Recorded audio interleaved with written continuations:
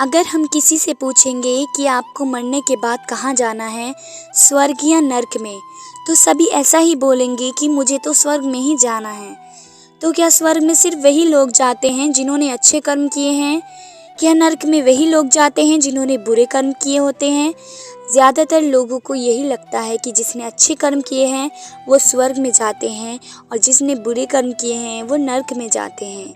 ये कहानी है एक साधु और नर्तकी की। किसी छोटे से गांव में साधु रहते थे और उस साधु का काम गांव के लोगों को उपदेश देना था। उसी गांव में एक नर्तकी रहती थी। उसका काम लोगों के सामने नाचकर गांव के लोगों का मन बहलाना था। एक दिन गांव में कुछ कुदरती आफत आ गई और ये साधु और नर्तकी दोनों उस कुदरती आफत में मर गए। मरने के बाद जब ये दोनों यमलोक पहुंचते हैं तब इनके कर्मों और उनके पीछे छिपी भावनाओं के आधार पर इन दोनों को स्वर्ग या नर्क में भेजने की बात होती है।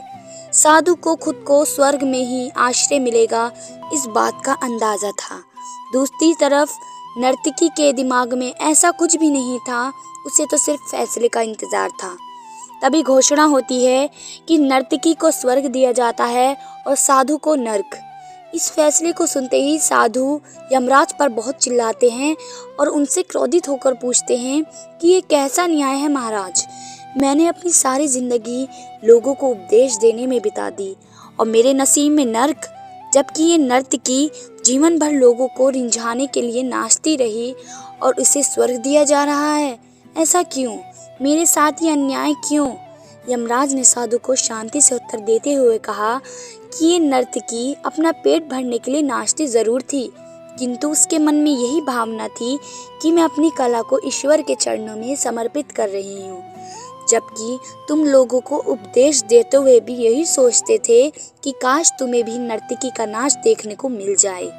यमराज ने साधु से ये भी कहा कि तुम ईश्वर के इस महत्वपूर्ण संदेश को भूल गए कि इंसान के कर्म से अधिक कर्म करने के पीछे की भावनाएं मायने रखती हैं और तुम्हारे इस कर्म के पीछे की भावनाओं के हिसाब से ही तुम्हें नर्क मिला है।